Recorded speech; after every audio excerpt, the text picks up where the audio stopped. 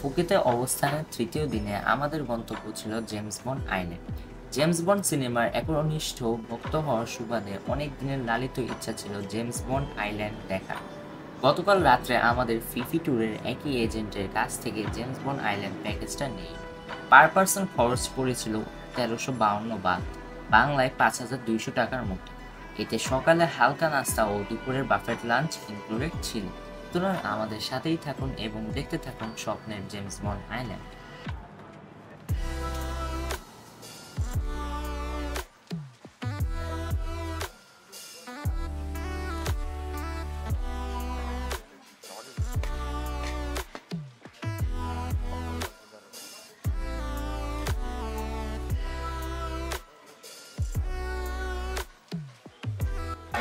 তো গাইজ, আমরা এখন বোটের উদ্দেশ্যে রওনা দিচ্ছি। আপনারা আমাদের সাথেই থাকেন এবং দেখতে থাকেন।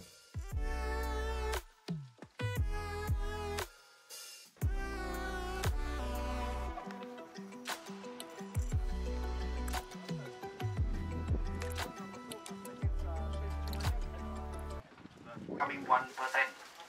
We're not coming 2%. We're not coming 5%. Now, please everyone, we enjoy together. Now we enjoy together. Now, but I want we are safety first. Now, from here go to the island about 45 minutes, 50 minutes. Now this boat go about 30 knots. Now 30 knots. Maybe have just bumping a little bit. Now, but a little bit, not really bumping. Now, please everyone, I want we are only take a seat. Now take a seat. Now when we go to the island already, now it's better. You can stand, we can walk around, we can photo, we can do everything. Now, but safety first. Now, I want we do everything, but safety first. Okay, please everyone on this boat also.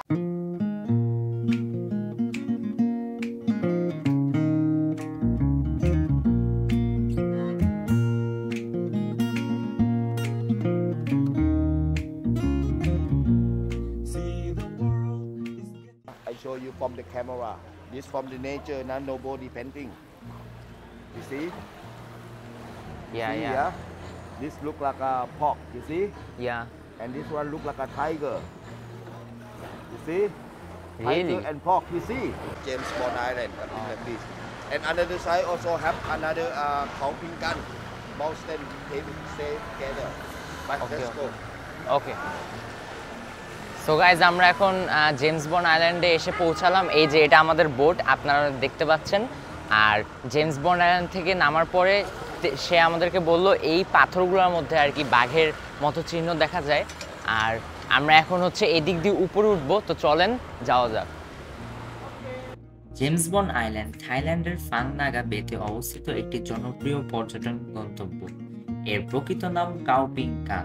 তবে এটি 1974 সালে মুক্তি পাওয়া James bond চলচ্চিত্র the man with the golden গানে প্রদর্শিত হওয়ার পর থেকে জেমস বন্ড আইল্যান্ড নামে পরিচিত হয়ে ওঠে।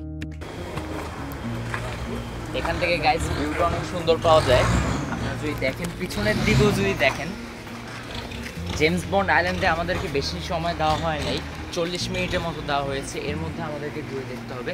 তারা বলছে এখানে অনেক সুন্দর সুন্দর ভিউ পাওয়া যায় অপর সাইডে। তো আমরা আর কি একটু ওই সাইডটায় যেয়ে দেখবো। আসেন যাওয়া যাক, ওইখানে যেয়ে আবার আপনাদের সাথে কথা হচ্ছে। ওকে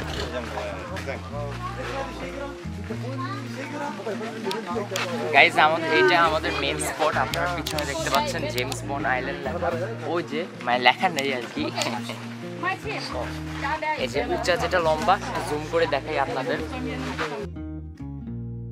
এই দ্বীপটির বিশেষ আকর্ষণ হলো এর সামনের দিকে অবস্থিত একটি চুনা পাথরের স্তম্ভ, যা সমুদ্রের মাঝখানে উঁচু হয়ে দাঁড়িয়ে আছে। স্তম্ভটির নাম কাও টোকু, যার আকার এবং অবস্থান একে আলাদা করে তুলেছে।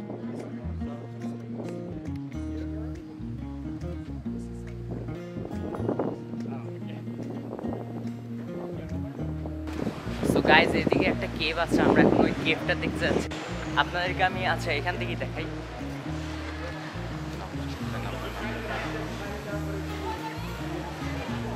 আপনারা এখানে দেখতে পাচ্ছেন অনেক বড় কেভ, নাম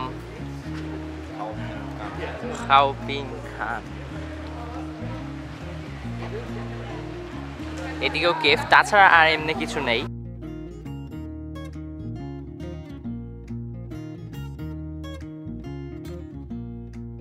গাইজ এই কেভের অনেক ভিতরে যাওয়া যায়, যা দেখছি আমি। আপনাদেরকেও দেখাচ্ছি।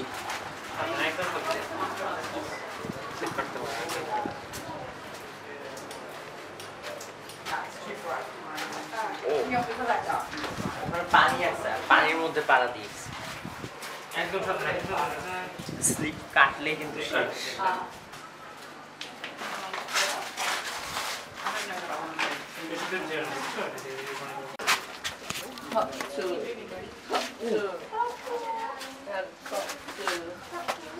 গাইজ এখান থেকে আপনারা ভিউ দেখতে পাচ্ছেন,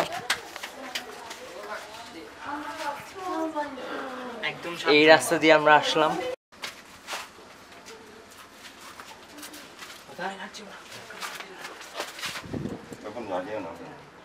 এই যে এটাই শেষ, আর নেই জায়গা, এখান থেকে ভিউ পাওয়া যায়। তো আমরা আবার এখান থেকে গাইজ ফিরত যাবো আমাদের বোটের দিক। কেভ দেখতে উঠা ও নামার সময় সাবধানতা অবলম্বন করা জরুরি, নইলে হাত পা কেটে যাওয়া সহ বড় কোনো দুর্ঘটনা ঘটার সমূহ সম্ভাবনা রয়েছে। তো গাইজ আমরা এখন চলে এসেছি ক্যানোয়িং করার জন্য। এখন আমরা ক্যানোয়িং করব। তারা আমাদেরকে এই যে বোট দিয়ে এই জায়গাটা নামিয়ে দিয়েছে, আর এরপরে আমরা হচ্ছে এই যে এরকম কায়াকিং, তা মানে আমরা বলি কায়াকিং বাট তারা বলে ক্যানোয়িং।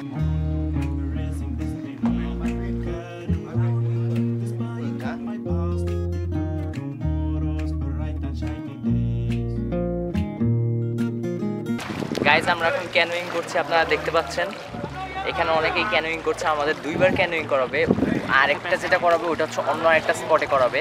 এখন আমাদের এই স্পটটায় করাচ্ছে, আপনারা যদি দেখাই।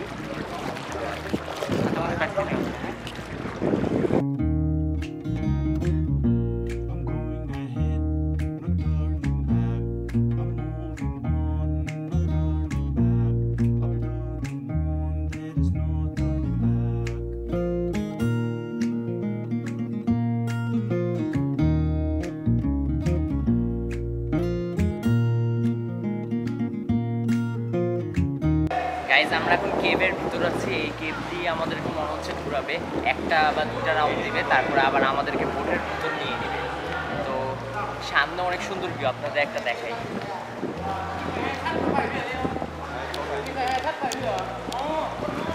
দেখতে পাচ্ছেন কি সুন্দর ভিউ, ওয়াও।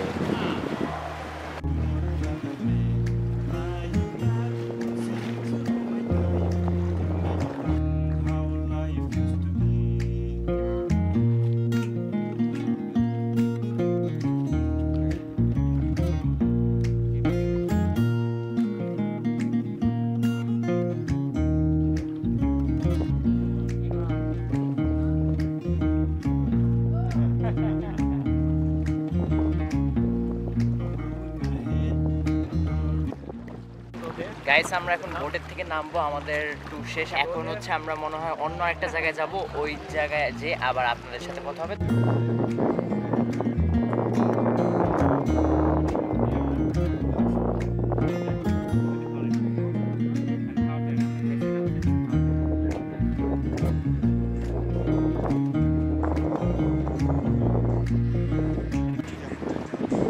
গাইজ আমরা এখন চলে আসলাম দুপুরের লাঞ্চ করার জন্য। আমরা এখান থেকে লাঞ্চ করব, দেন একটু ঘুরবো। এটা হচ্ছে একটা মুসলিম ভিলেজ, এখানে অ্যারাউন্ড 2000-এর মতো মানুষ থাকে।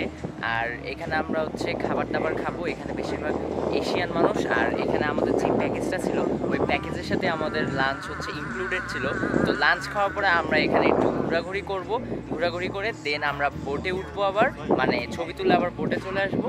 তারপর হচ্ছে আমাদের মনে হয় কায়াকিং আরেকবার থাকবে, ওই কায়াকিং করব। তারপরে আমাদের হতে পারে আরও একটা স্পট নিবে, তারপর শেষ হয়ে যাবে। তো আপনারা সাথেই থাকেন আর দেখতে থাকেন। প্রায় 200 বছর আগে দুটি পরিবার ইন্দোনেশিয়ার জাভা আইল্যান্ড থেকে স্থানান্তরিত হয়ে এখানে প্রথম বসতি স্থাপন করেন।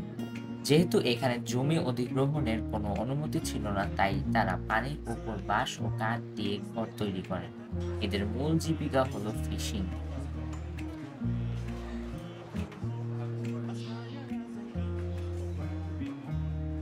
অথেন্টিক সুস্বাদু থাই খাবার দিয়ে আমরা লাঞ্চ সারলাম।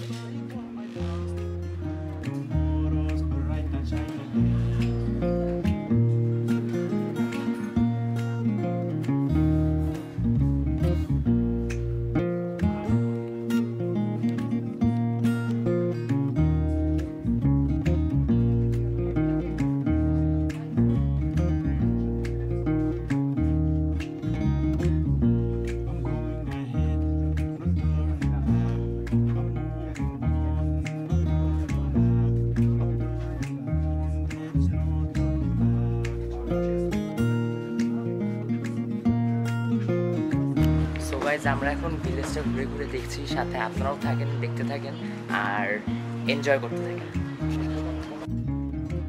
পর্যটকদের কেনাকাটার জন্য এখানে বেশ কিছু দোকান রয়েছে।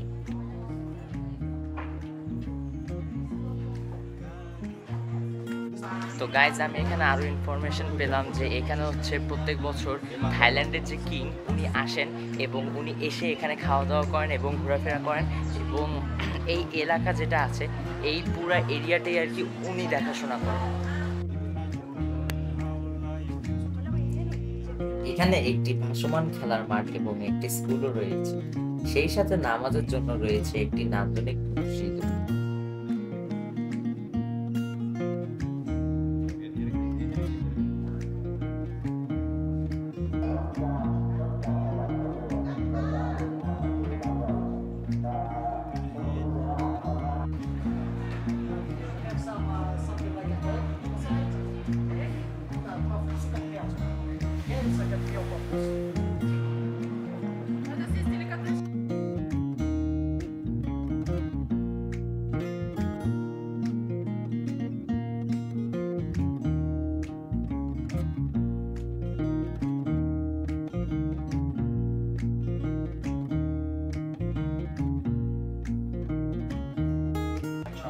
সো গাইস আমরা এখন বিচে সুইমিং করতে নামবো, তাহলে আপনারা দেখেন।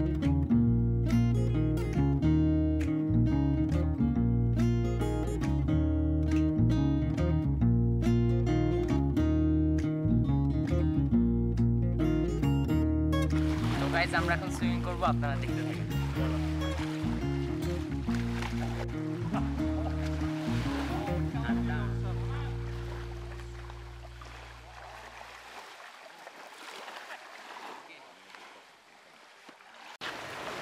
গাইজ এখন আমরা যাচ্ছি ম্যানগ্রোভ ফরেস্টে। আমাদেরকে হেলমেট দিয়ে দিল সেফটির জন্য। এটা হচ্ছে আমাদের পানির মধ্যে দিয়ে, মানে সমুদ্র পানি, আমাদের হাঁটু পানি থাকবে, ওর মধ্যে দিয়ে হেঁটে হেঁটে যেতে হবে। তো আপনারা আমাদের সাথে থাকেন, দেখতে থাকেন যে আমরা কীভাবে যাই। ওই যে অনেকে যাচ্ছে।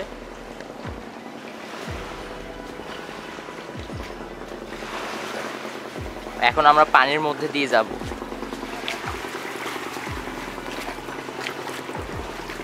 এখানে পানির মধ্যে যে বালুর মধ্যে যে পাথরগুলো, এগুলো অনেক ধার, পা একবারে কেটে যাওয়ার মতো।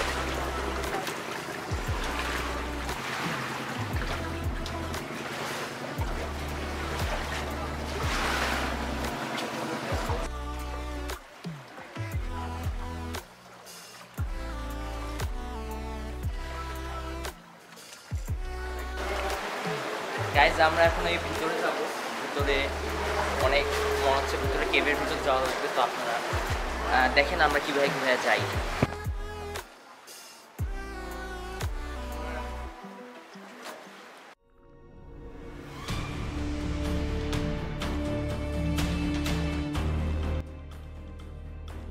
এখানকার সমুদ্র গুহাগুলি প্রকৃতির এক অপার বিস্ময়, যা পর্যটকের জন্য একটি স্মরণীয় অভিজ্ঞতা প্রদান করে। গুহার অভ্যন্তরে প্রকৃতির নিঃশব্দ সৌন্দর্য এবং শান্ত পরিবেশ আপনাকে মুগ্ধ করবে। আমরা প্রবেশ করেছিলাম এখানকার সবচেয়ে বিখ্যাত একটি গুহা কোহংয়ে, যেখানে প্রবেশ করলে ভেতরে একটি সবুজ লেগুনের দেখা মেলে, যা সম্পূর্ণ প্রকৃতির সৌন্দর্য ঘেরা। গুহার ভেতরটা দৃষ্টিনন্দন লাইমস্টোনে তৈরি। মোবাইলের স্বল্প আলোয় অন্ধকার গুহায় তৈরি হয়েছিল গা ছমছম করা এক পরিবেশে।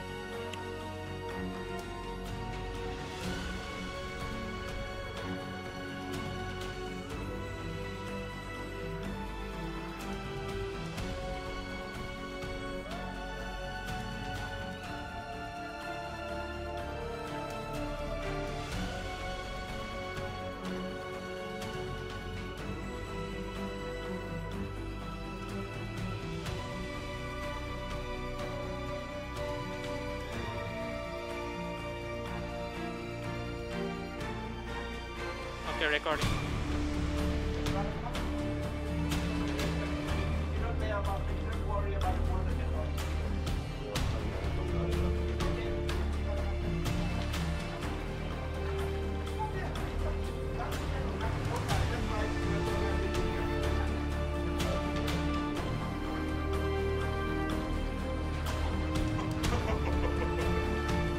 Jangan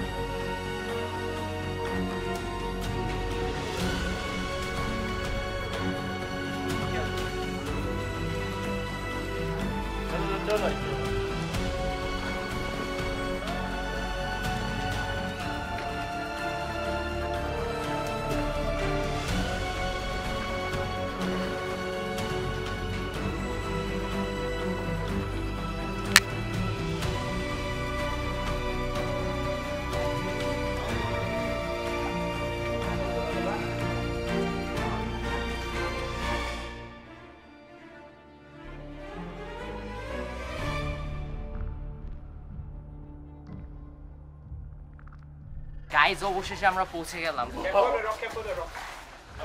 এই যে দেখেন গাইজ কি সুন্দর জায়গা। গাইজ এই জায়গাটা এত সুন্দর, আমি কথা বলতে চাই না, আপনারা কয়েকটা আর কি সিনেমাটিক শর্টস দেখে আসেন।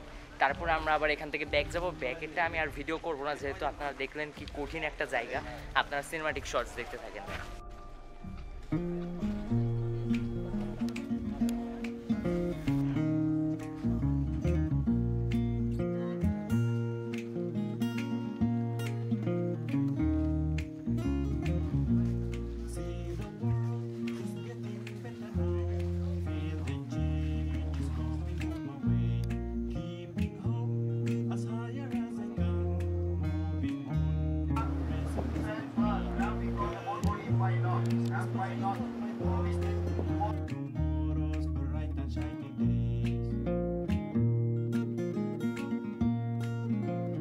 যেহেতু বোটের সামনে 4 জনের বেশি বসার অনুমতি নেই, কিন্তু ফেরার সময় 7 জনই আমরা সামনে বসে পড়েছিলাম।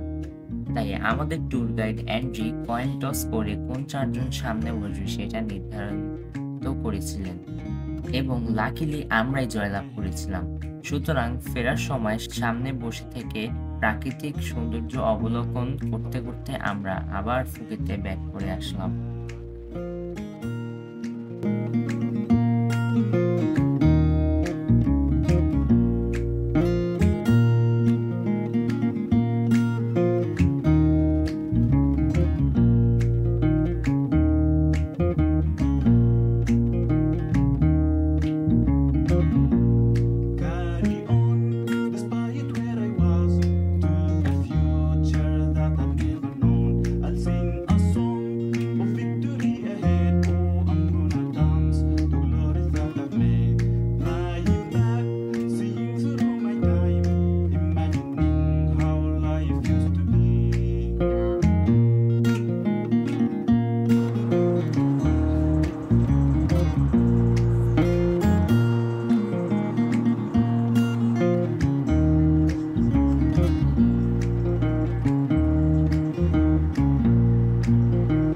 গাইজ আশা করি তাহলে আপনাদের আজকের ভিডিওটি অনেক ভালো লেগেছে। আজকে আমরা অনেক জায়গা ঘুরলাম, আপনারা দেখতে পেলেন।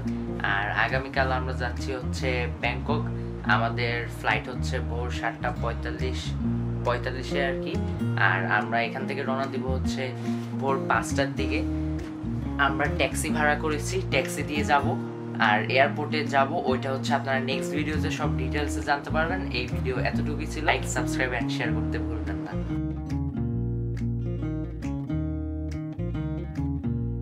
এর পরবর্তী গন্তব্য আমাদের ব্যাংকক। সেখানে আপনারা দেখতে পাবেন আমরা কিভাবে রিভার ক্রুজের আনন্দ উপভোগ করেছিলাম।